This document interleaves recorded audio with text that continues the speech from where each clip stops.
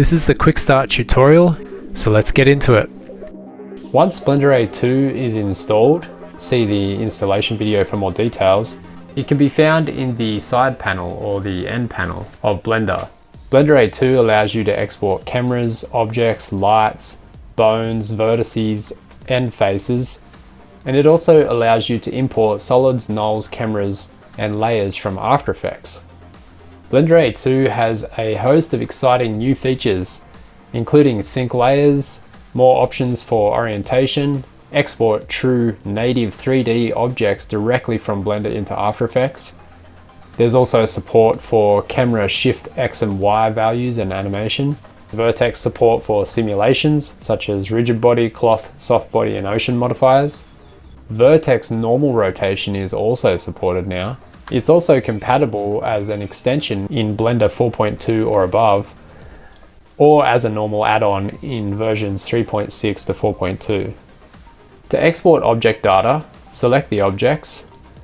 I'll select a few of these objects, a light, the camera, go to export data and click export data to AE. That will make a composition that matches the frame rate and resolution of the Blender scene and import those objects. When exporting cameras, make sure to check the sensor size. That's one value that we can't access in After Effects. Change that manually to match the scene. Any animation data will be written as keyframes. In this example, the cube has position and orientation keyframes, and the scale also matches, but it wasn't animated. To export vertices, go into vertex mode. I'll go into Suzanne here and just select some vertices and then export.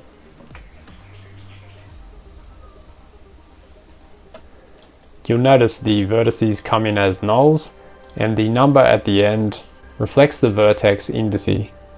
To export faces, go into face mode. I'll select this cube, press 3 to go into face mode. I'll just select all the faces by pressing A, export. Faces come in as pre-composed shape layers. And I'll add another light here just to brighten the scene up a little bit.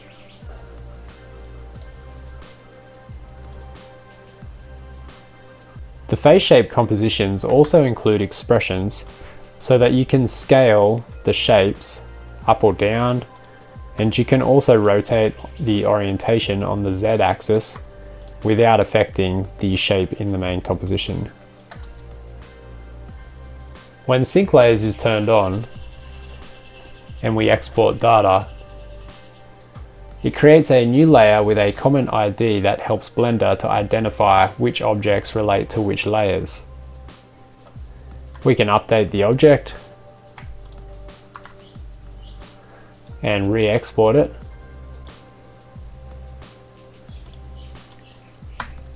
And the new data will be reflected. I'll undo that and export again. And you can see the position, scale, orientation properties have been reflected again. When AE Comp Center is checked, Blender will use the After Effects Comp Center instead of the Blender World Center, which in this case is 000. You can write rotation keyframes to the AE orientation or to separate XYZ orientation. I'll choose another object. Let's choose this cube. And we'll leave it checked for the moment. Sync layers is checked, so that creates a new synced layer. We can see the data there and the rotation. If we switch that off and export the data again, that'll delete the orientation keyframes and write the rotation to XYZ rotation. To export bones, go into pose mode. I'll select the head bone and I've left include bone tails checked, so the head and the tail will get exported to After Effects. That creates a new composition because the frame rate was different. I'll also export the camera for that scene. Now we can see the head and tail of the head bone. You can export all the bones. Just note that exporting lots of layers, in this case there's 65 bones, will take a lot longer than one bone at a time.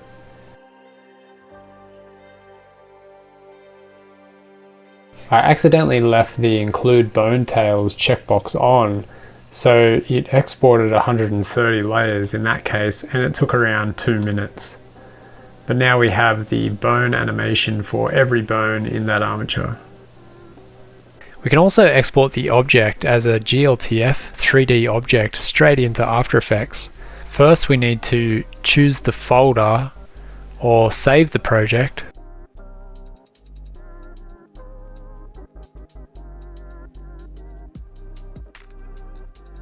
And then we can save the 3D model next to the project. We can also use the active object name as the name for the file. You can see the output path here. I'll export this 3D model straight into After Effects. It created a new composition. I'll also export the camera. We need to export the data for the camera. And we've just exported a true 3D object quickly into After Effects. You'll see a warning if the file already exists. Exporting again will overwrite the existing file. With GLTF scale selected, when I export any vertices or face data, you'll see that it matches perfectly with the 3D object.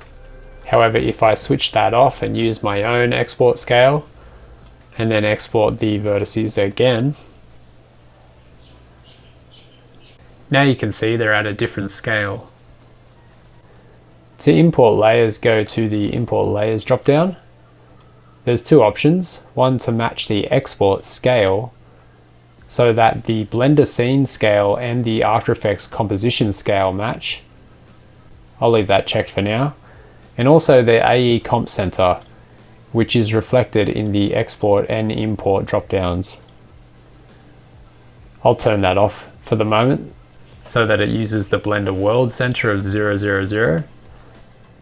Go to After Effects. I have this motion track scene here with a few layers and nulls.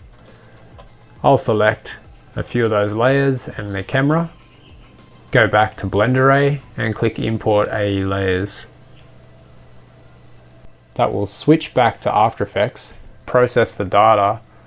Then if we jump back to Blender, we can see now there's a new collection with the camera and the nulls and the solid. I'll hide this default collection and just zoom out a bit. It's quite a large scene. I'll need to make this camera the active camera.